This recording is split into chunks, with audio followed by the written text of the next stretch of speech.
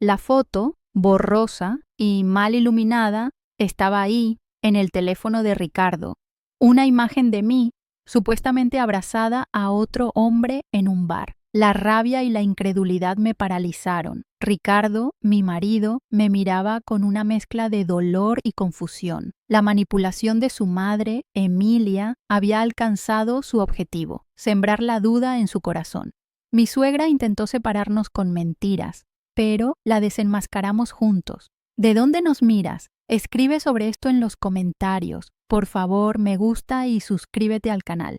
Me llamo Mariana, soy abogada de 38 años y hasta hace poco creía en los cuentos de hadas. Creía en el amor eterno, en las familias unidas y en la felicidad para siempre. Con Ricardo, mi esposo, habíamos construido un hogar sólido, hasta que Emilia, su madre, decidió sembrar la discordia en nuestra idílica burbuja. Emilia era una mujer aparentemente dulce, pero su amabilidad era solo una fachada. Detrás de esa sonrisa amable se escondía una personalidad dominante y manipuladora, decidida a controlar la vida de su hijo. Desde el principio, su desaprobación hacia mí fue sutil pero constante. Mis gustos, mi trabajo, mi familia, todo era motivo de sus críticas veladas. Siempre encontraba algo que reprochar, algo que criticar, algo que menospreciar. Con el tiempo, sus críticas se convirtieron en manipulaciones sutiles, comentarios hirientes disfrazados de preocupación, insinuaciones maliciosas, silencios glaciales diseñados para sembrar la duda en la mente de Ricardo. Su objetivo era claro: separarnos. Ella quería tener el control total sobre su hijo y sobre su vida. Emilia era una experta en la manipulación. Usaba la culpa como arma, haciéndole creer a Ricardo que yo era la culpable de todos los problemas. Susurros envenenados, llantos fingidos y una constante victimización la convertían en una oponente casi invencible. Ricardo, un hombre bueno e indeciso, se encontraba atrapado entre su amor por mí y la influencia inquebrantable de su madre. Entonces llegó la foto, una imagen borrosa y mal iluminada, recibida a través de un mensaje anónimo, supuestamente tomada en un bar, mostrándome en actitud cariñosa con otro hombre. Emilia, la maestra del engaño, había urdido una elaborada trampa, buscando destruir nuestra relación. Ricardo, con el corazón roto y lleno de dudas, se enfrentó a mí acusándome de infidelidad. El dolor me inundó. La traición de Ricardo y la manipulación de Emilia me habían herido profundamente, pero la rabia me dio fuerza. No iba a permitir que esas mentiras destruyeran mi matrimonio.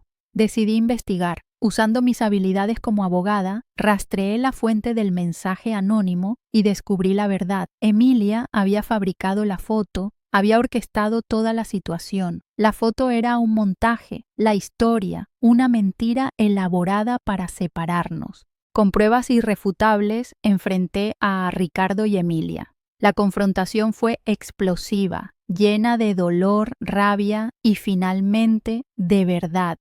Emilia, expuesta ante su propia manipulación, se desmoronó. Sus mentiras habían sido reveladas, su juego sucio había fracasado. Ricardo, con el corazón roto por la traición de su madre, me pidió perdón por haber dudado de mí. Finalmente había abierto los ojos. El proceso de reconstruir la confianza fue largo y arduo, pero con paciencia, amor y honestidad logramos superar la crisis. Ricardo y yo salimos fortalecidos de la experiencia, con una relación más sólida y una comprensión más profunda el uno del otro. Emilia, por su parte, se enfrentó a las consecuencias de sus acciones, el distanciamiento de su hijo y el peso de su culpa. Aprendí que la confianza es el cimiento de un matrimonio sólido y que la verdad siempre sale a la luz. Aprendí la importancia del amor propio, de establecer límites y de proteger mi relación de las influencias tóxicas. Perdoné a Emilia, no por ella, sino por mí. No olvidé, pero aprendí a vivir sin el peso del odio y el rencor. Nuestra historia, llena de dolor y superación, se convirtió en un testimonio de la fuerza del amor, de la resiliencia humana y de la capacidad para construir una vida plena a pesar de las adversidades. Y así encontré mi felicidad, libre de la manipulación y rodeada de amor verdadero. Los meses siguientes fueron un torbellino de emociones encontradas. La rabia inicial por la traición de Emilia y la desconfianza momentánea de Ricardo fueron poco a poco dando paso a un proceso de sanación y reconstrucción. La terapia de pareja resultó fundamental para procesar el dolor, comprender las dinámicas tóxicas que habían envenenado nuestra relación y desarrollar estrategias para fortalecer nuestra unión. Aprendimos a comunicarnos con honestidad brutal, a expresar nuestras necesidades y a apoyarnos mutuamente en los momentos difíciles. La confianza, herida profundamente por las mentiras de Emilia, comenzó a reconstruirse lentamente, con paciencia, perseverancia y un gran esfuerzo por ambos lados. Ricardo, liberado de la influencia manipuladora de su madre, asumió la responsabilidad de sus propias decisiones, priorizando el bienestar de nuestra familia por encima de cualquier otro factor. Su apoyo incondicional se convirtió en mi mayor fortaleza, un pilar fundamental en mi proceso de sanación. Juntos enfrentamos los desafíos, celebrando los pequeños triunfos y consolándonos en los momentos de dificultad. Nuestra relación, fortalecida por la adversidad, emergió más sólida y profunda que nunca, forjada en el crisol del dolor y la superación. Emilia, por su parte, sufrió las consecuencias de sus actos. Su manipulación, que antes había sido tan efectiva, ahora se enfrentaba a un muro impenetrable. Ricardo y yo habíamos aprendido a ignorar sus provocaciones, a no alimentar sus juegos de poder, a no caer en sus trampas. Su influencia sobre Ricardo disminuyó considerablemente y su capacidad para sembrar discordia entre nosotros se redujo a cero. El aislamiento, antes una aliada en su estrategia de control, se convirtió en su peor enemiga. Sus intentos de sabotear nuestra relación fueron ineficaces. Sus mentiras se desmoronaban ante la unidad y la confianza que habíamos construido. No fue una venganza buscada, sino la consecuencia natural de sus propias acciones. El karma, silencioso pero implacable, había empezado a actuar. Mi vida profesional floreció. Liberada de la presión y las interferencias de Emilia, pude concentrarme en mi trabajo, dedicando mi energía y talento a casos desafiantes y gratificantes. Mi desempeño profesional mejoró notablemente, obteniendo reconocimientos importantes que reforzaron mi autoestima y consolidaron mi posición en el mundo legal. El éxito profesional no solo me proporcionó estabilidad económica, sino también una profunda satisfacción personal, un refuerzo de mi valía y una confirmación de mi capacidad para superar las adversidades. En mi vida personal comencé a disfrutar de nuevas actividades. Me inscribí en un curso de pintura, una pasión que había dejado de lado debido al estrés y las presiones familiares. La pintura se convirtió en una terapia, una forma de canalizar mis emociones y de expresarme con libertad. Los colores vibrantes, las texturas diversas y la libertad creativa me permitieron sanar las heridas del pasado y encontrar una nueva perspectiva sobre la vida. Las pinceladas sobre el lienzo se convirtieron en una metáfora de mi propia transformación, un proceso de sanación que me llenaba de paz y esperanza. Nuestra vida familiar se fortaleció. Ricardo y yo dedicamos más tiempo a nuestro hijo, fortaleciendo nuestro vínculo y creando nuevos recuerdos felices. Las salidas familiares, las conversaciones nocturnas, los juegos y los momentos compartidos se convirtieron en una prioridad. Reinventamos nuestra vida familiar con una pasión renovada, construyendo una fortaleza emocional impenetrable ante cualquier interferencia externa. La confianza y el amor incondicional se convirtieron en la base de nuestra unidad familiar, una unidad sólida e inquebrantable. Con el paso del tiempo, las heridas del pasado comenzaron a cicatrizar. Las cicatrices quedaron, pero ya no nos definían. Eran un recordatorio de la fuerza interior que habíamos descubierto, del crecimiento personal que habíamos experimentado y de la felicidad que habíamos logrado construir juntos. El recuerdo de Emilia, aunque presente, ya no era una sombra amenazante, sino una lección aprendida, un capítulo cerrado de nuestra vida. La paz, tan anhelada durante tanto tiempo, finalmente llegó. Era una paz tranquila, llena de satisfacción y gratitud. Una paz que emanaba del profundo amor que compartíamos, de la sólida unidad familiar y de la serena aceptación de las consecuencias de las acciones del pasado. Y es en este contexto de serenidad y plenitud que recibimos una noticia inesperada, una noticia que nos dejó completamente conmocionados. Una llamada telefónica de un número desconocido nos informó sobre la repentina enfermedad de Emilia. La noticia nos sorprendió. Habíamos mantenido una distancia prudencial con ella tras el incidente, pero la noticia de su enfermedad generó en nosotros una mezcla de sentimientos encontrados: preocupación, incredulidad y un vestigio de resentimiento que luchaba por ser superado. Después de una larga deliberación, decidimos visitarla. Ricardo, impulsado por un complejo sentimiento de culpa y un resurgimiento del afecto filial, insistió en ir. Yo, con el corazón dividido entre el resentimiento y la compasión, le acompañé. La visita al hospital fue tensa y emotiva. Emilia, debilitada por la enfermedad, estaba muy diferente a la mujer dominante y manipuladora que habíamos conocido. Su aspecto frágil, su voz débil y su mirada llena de arrepentimiento nos dejaron perplejos. En un momento de silencio, mientras Ricardo sostenía la mano de su madre, Emilia nos pidió perdón. No fue una disculpa vacía ni una excusa elaborada, sino una confesión sincera, una expresión de dolor y culpa. Nos contó sobre su propia infancia traumática, llena de carencias y maltrato, explicando cómo esas experiencias habían moldeado su personalidad y la habían llevado a desarrollar un comportamiento controlador y tóxico. Sus palabras fueron una revelación inesperada, una comprensión profunda de las raíces de su comportamiento.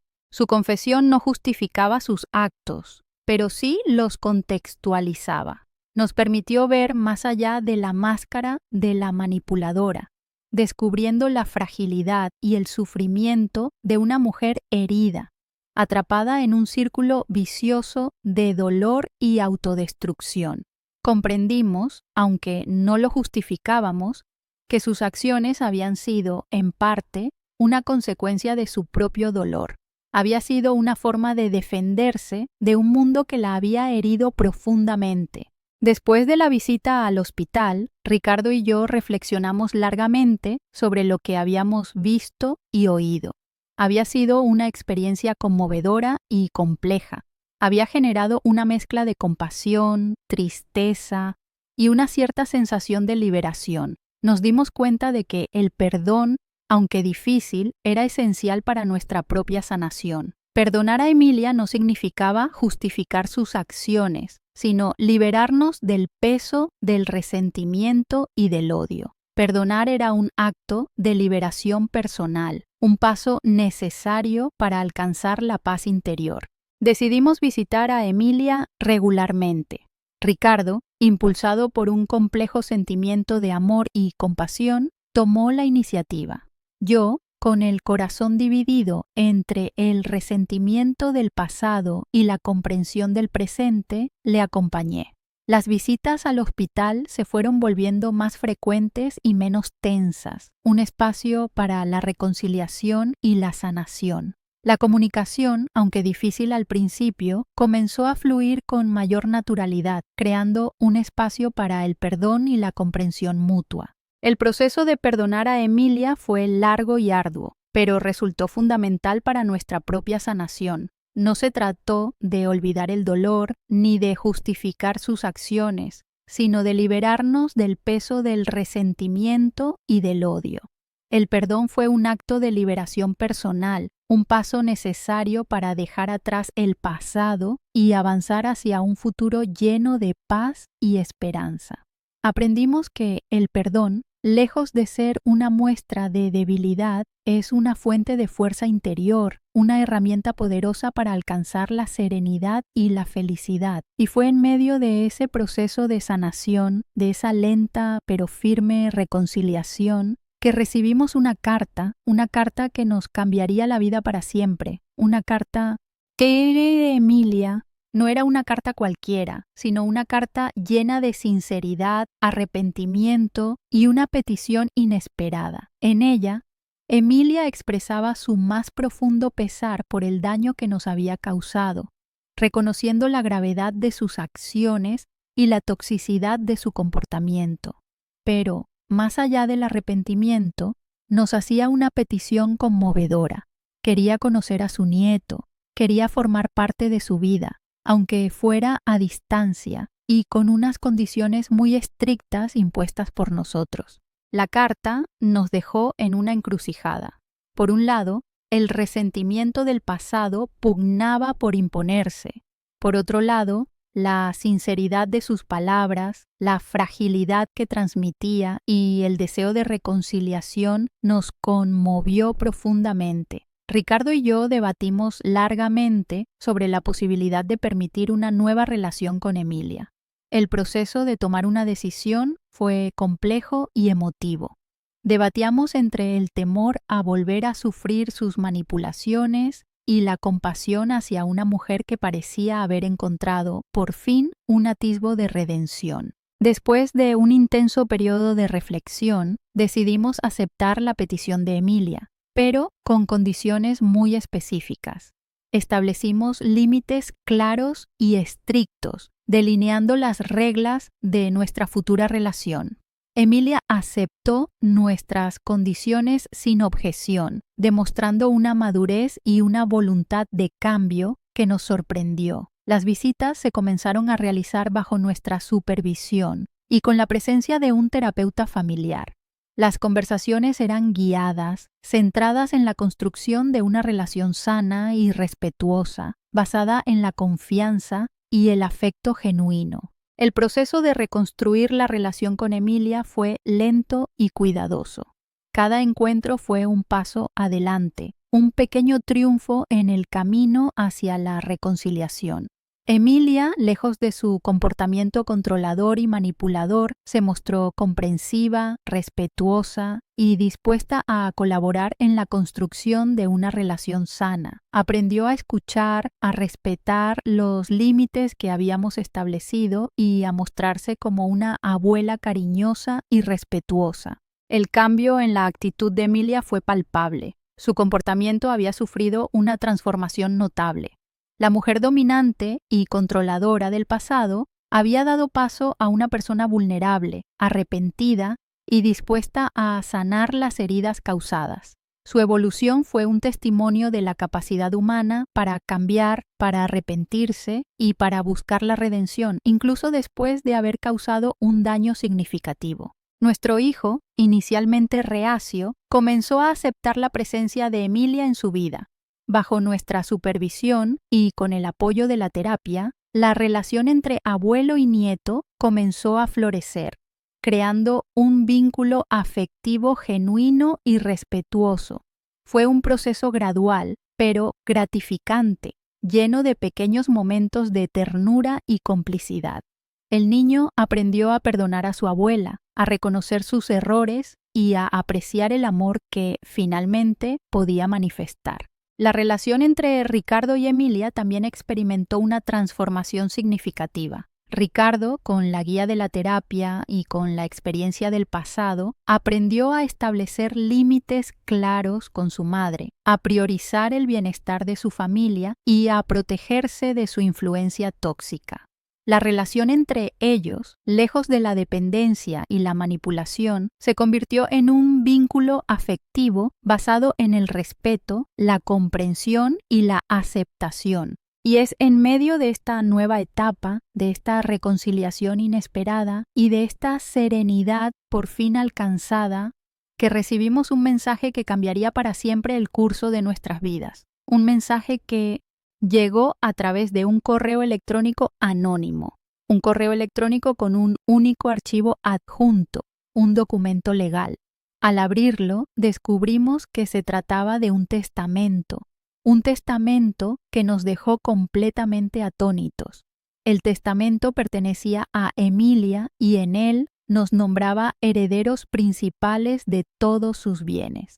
La noticia nos sorprendió. Emilia, a quien siempre habíamos percibido como una persona con recursos económicos limitados, había acumulado una considerable fortuna a lo largo de los años. Una fortuna que, según el testamento, ahora era nuestra. La cantidad de dinero era abrumadora, suficiente para asegurar nuestro futuro financiero, para garantizar la educación de nuestro hijo y para permitirnos vivir sin preocupaciones económicas. La sensación de incredulidad se mezcló con una compleja gama de emociones: sorpresa, perplejidad e incluso un cierto malestar.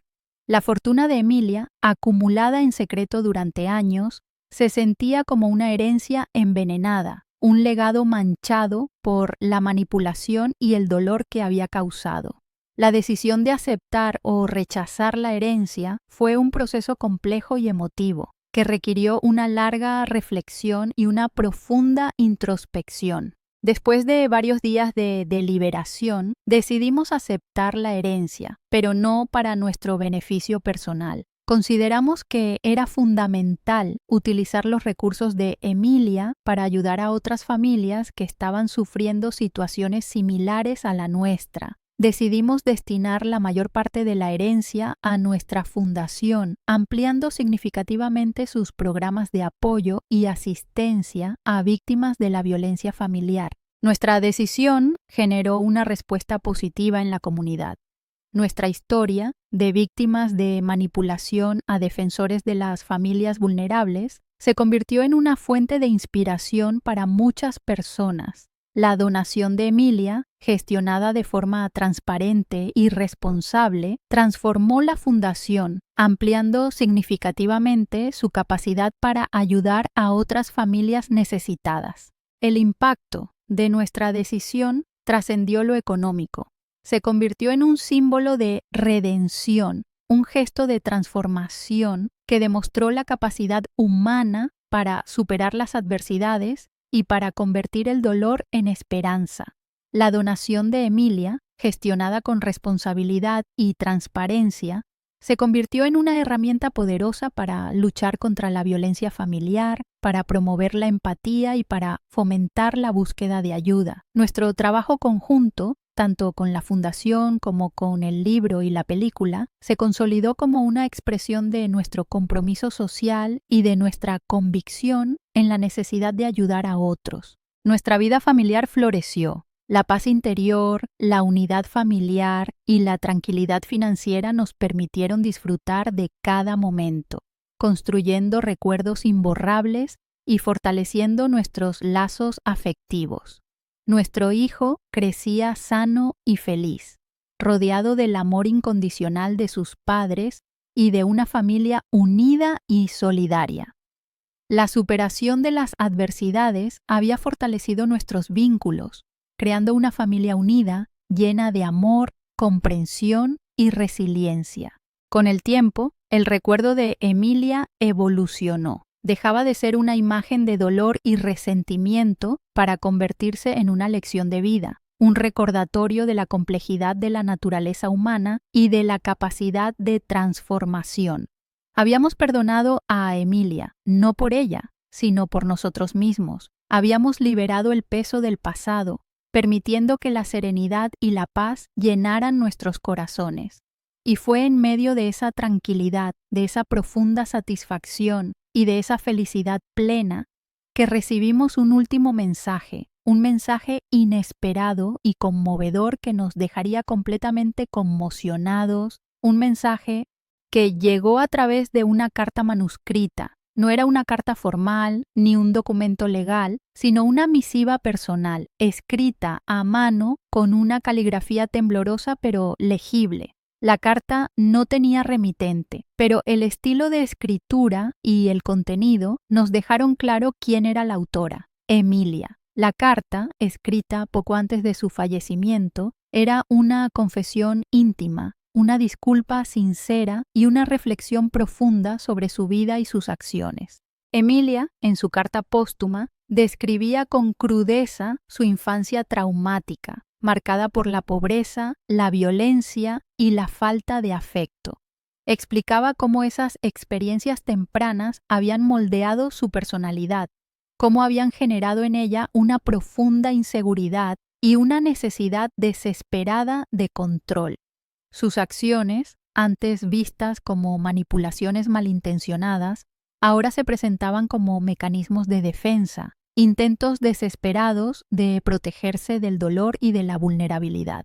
En la carta, Emilia reconocía el daño que había causado a nuestra familia, el dolor que había infligido a Ricardo, a mí y a nuestro hijo. Expresaba su más profundo arrepentimiento, su pesar por las mentiras, las manipulaciones y los intentos de controlar nuestras vidas. Sus palabras no buscaban justificar sus acciones, sino comprenderlas, aceptarlas y asumir la responsabilidad de sus consecuencias. Era una confesión sincera, una expresión de dolor y culpa que nos conmovió profundamente. Emilia explicaba su obsesión por controlar a Ricardo, su necesidad de mantenerlo cerca y protegerlo de los supuestos peligros del mundo exterior.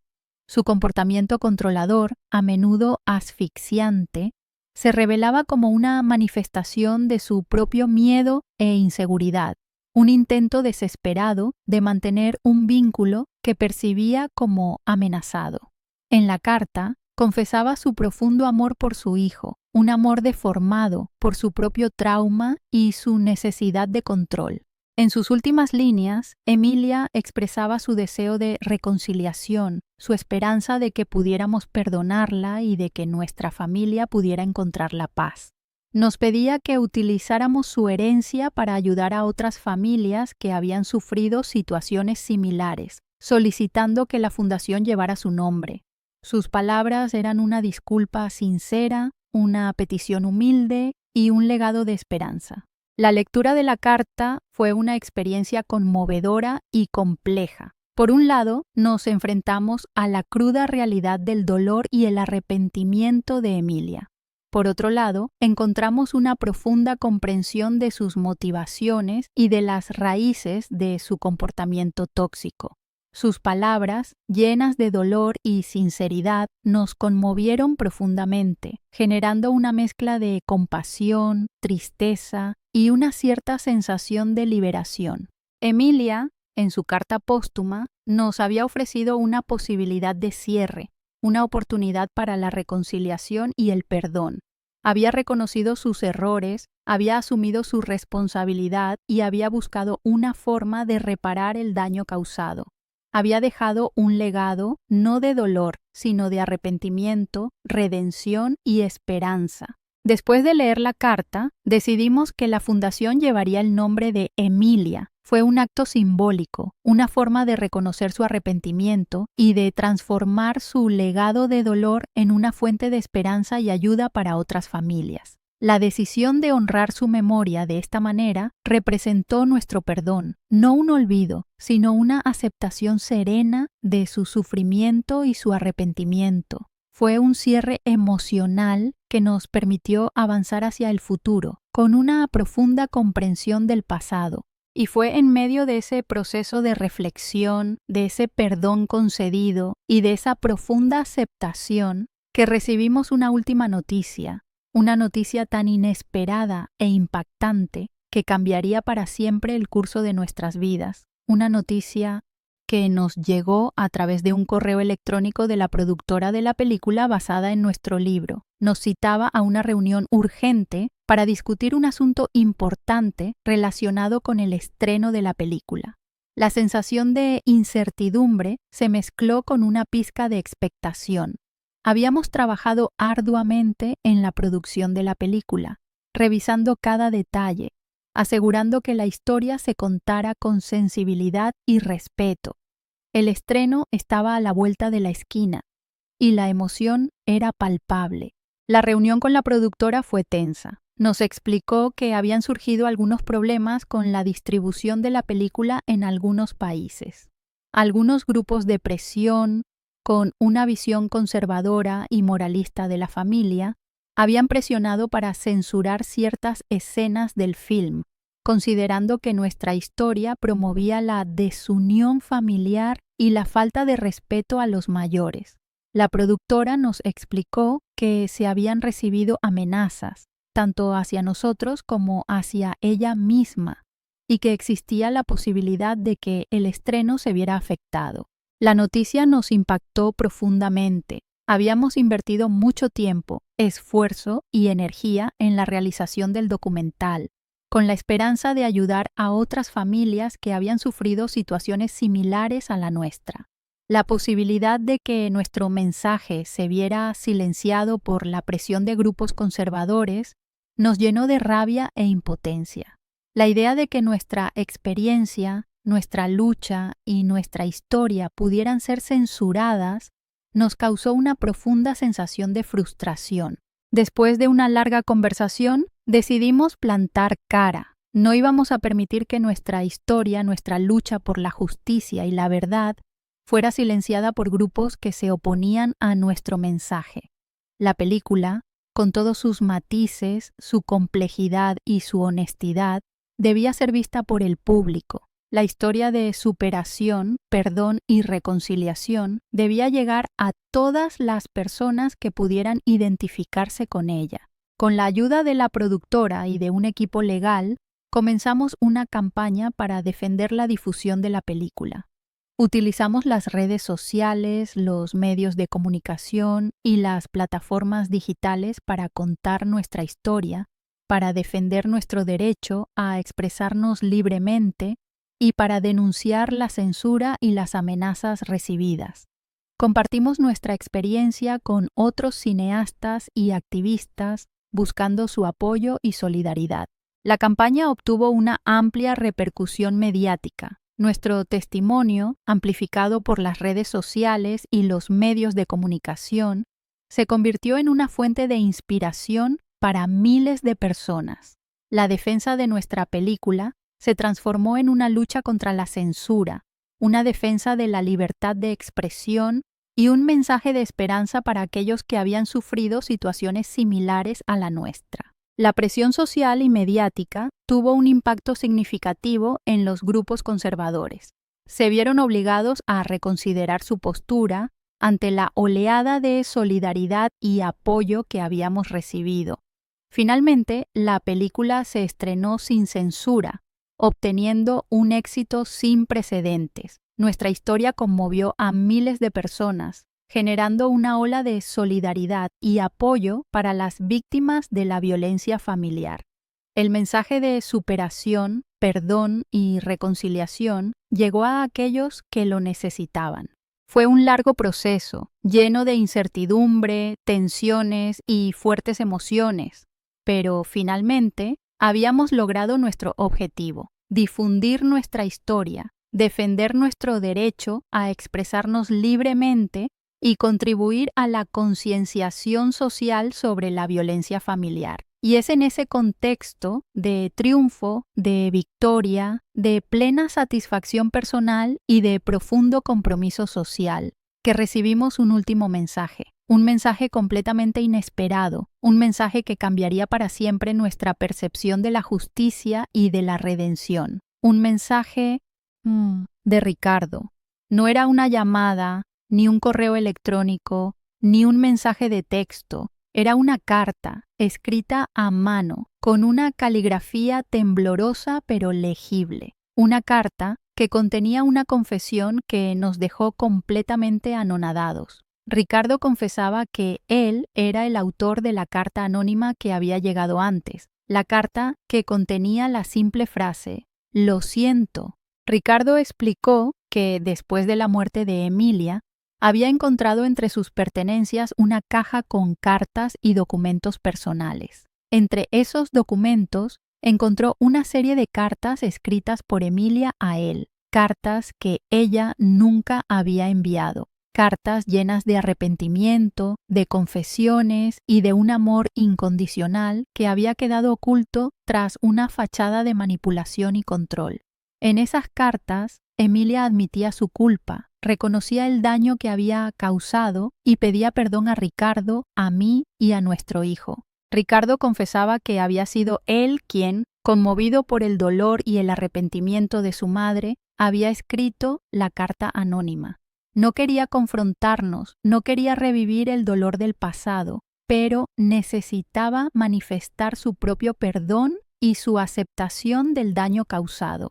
Había elegido el anonimato para proteger a Emilia, para evitarle una confrontación que sabía que la heriría aún más. Esa confesión nos conmovió profundamente. Habíamos pasado años luchando contra la manipulación de Emilia, enfrentando sus mentiras y sus intentos de controlar nuestras vidas. Habíamos perdonado a Emilia, pero no habíamos comprendido la verdadera profundidad de su sufrimiento ni la magnitud de su arrepentimiento.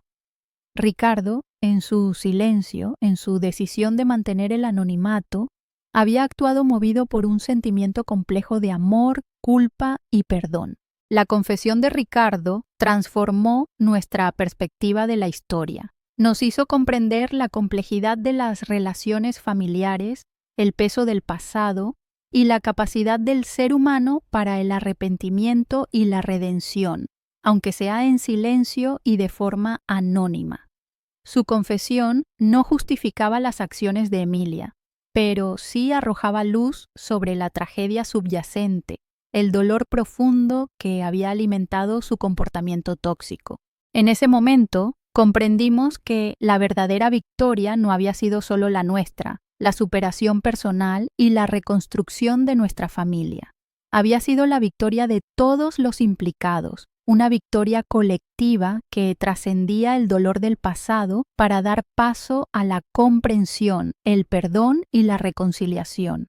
Habíamos perdonado a Emilia, Ricardo había encontrado su propia forma de perdonar a su madre y nosotros, como familia, habíamos logrado trascender el daño causado, construyendo una vida plena y un futuro lleno de esperanza. La confesión de Ricardo, ese "lo siento" anónimo, que finalmente fue revelado, se convirtió en el epílogo perfecto de nuestra historia.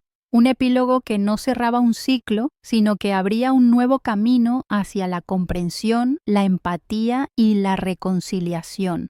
Un camino que nos permitió trascender el dolor y construir un futuro lleno de esperanza, de paz y de amor incondicional. Y es en esa profunda paz, en esa serena aceptación, en esa inmensa gratitud y en ese profundo amor que nos une que encontramos la verdadera y definitiva victoria. Una victoria silenciosa pero poderosa.